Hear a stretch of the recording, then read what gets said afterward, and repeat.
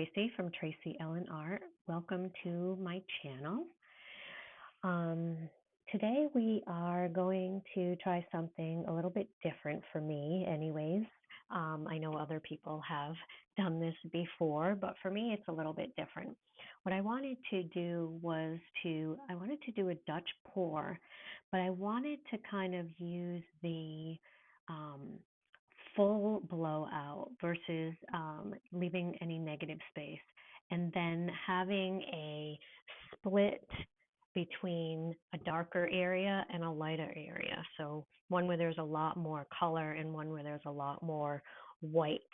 And so what I'm doing here is I'm just putting spreading out the white base paint, which is Flow Acrylics by Artist Loft, and water. Um, all of my Dutch pour paints are paint and water. So I will list in the description most of the colors that I'm using. One of the colors, the blue, you'll see is a really brilliant, it's kind of like a brilliant sky blue. And that is actually a combination of a lot of different paints that I had scraped off of a previous Dutch pour. So unfortunately, I don't have the exact colors for that one, but you'll see the color, and if you want to replicate it, you should be able to relatively easily using other blues and whites. Or you might be able to even find a color that's almost exactly. There are so many different color blues. So here I'm laying down a black. It's actually Arteza Fancy Black.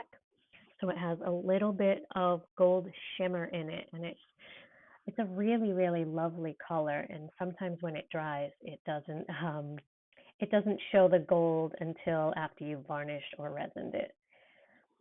Here's the blue that I was talking about, and this was just a scraping from a previous Dutch pour. So I kind of scraped all the colors, put them together, mixed them up, and this was the really pretty blue that I got from that. So I really like it. I also love how it turned out in this painting.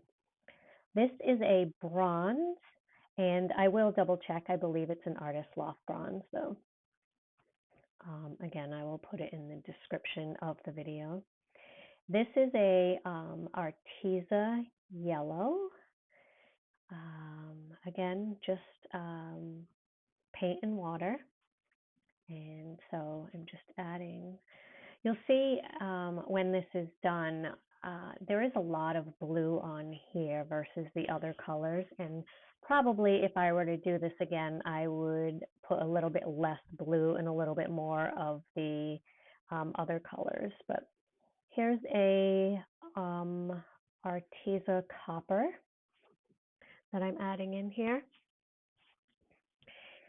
And I do really, really love the results, but I think there's just a lot more blue than the other colors. So it all depends on what you're going for.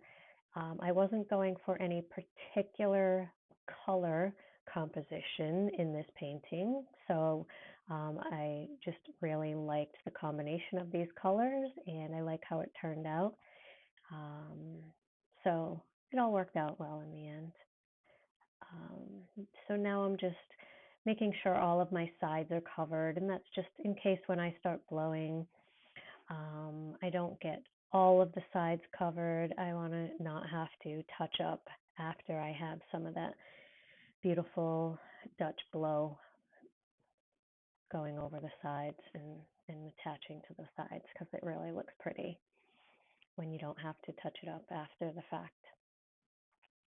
Here I'm just using my torch to pop any air bubbles before I start blow drying. And I think there were a couple of little chunks in there that I was getting out of the base paint as well.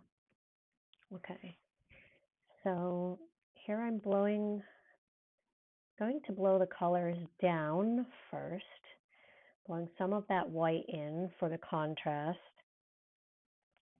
And then I will continue blowing down over the sides, the edges, and the corners with those colors.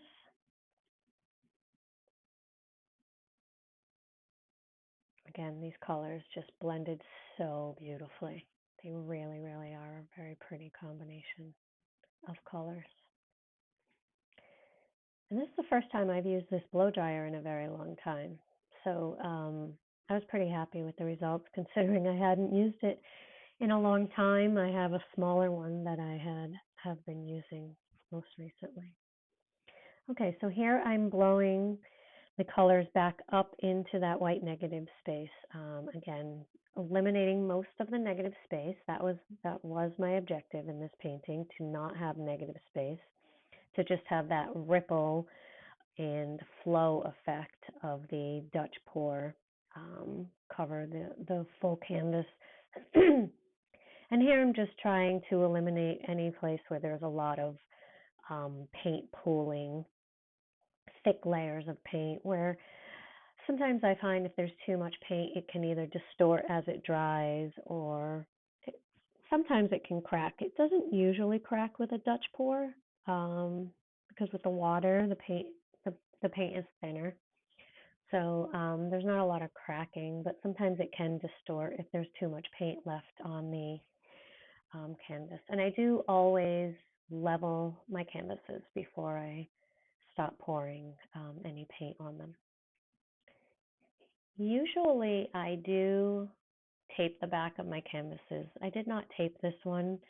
What you'll see is after I'm finished touching everything up and blowing out all of the air bubbles and kind of futzing with it a little bit, you'll see that I go around all of the edges with a toothpick and scrape any of the drippings. And I typically will do that a few times as it's drying. And by doing that, I don't end up with a lot of thick drips that either need to be sanded or peeled or cut or anything like that. It usually leaves me with a pretty clean back. I just do it as soon as it's done, and then I run the toothpick around again, maybe 5 minutes later, and then maybe one more time 10 minutes later. I probably won't have all of those on this video, but you'll at least see me do the first go around with a toothpick. Really, really happy with how this turned out. As you can see, what I was mentioning about there's a little bit more blue and a little less of the metallics, but I'm perfectly fine with it. I think it's very, very, very soothing painting. And at the end, I will show you the dried results. So I hope you enjoyed the video. I hope it was helpful to you. You can see I'm going along the edges with that toothpick there, making sure to catch any drippings that I can. It's so much easier to catch those drippings while it's still wet than trying to sand them or cut them off after it's dry, for sure. So I do try to take the time and stick around the painting and scrape it every couple of minutes while I'm cleaning up or putting stuff away or anything like that. You can see I'm doing it again here after I popped a few more air bubbles. I do sometimes go over the painting with the torch a few times to see if there's any new air bubbles popping up that need to be dispersed before it dries. So you can see, I don't know if you could see there, but as the toothpick was going across, there was hardly anything falling off of it that time. Here's the not the dried results, the close-up view of the wet results. So if you can see some of that shimmer from the bronze and the copper really, really pretty, and also in that fancy black.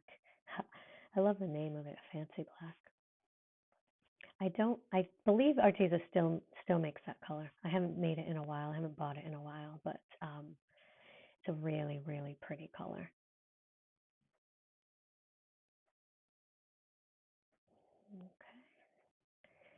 Okay. And I think that's it for the wet results. And then the next picture is just the dry results. And it dried beautifully. This painting really, really dried beautifully.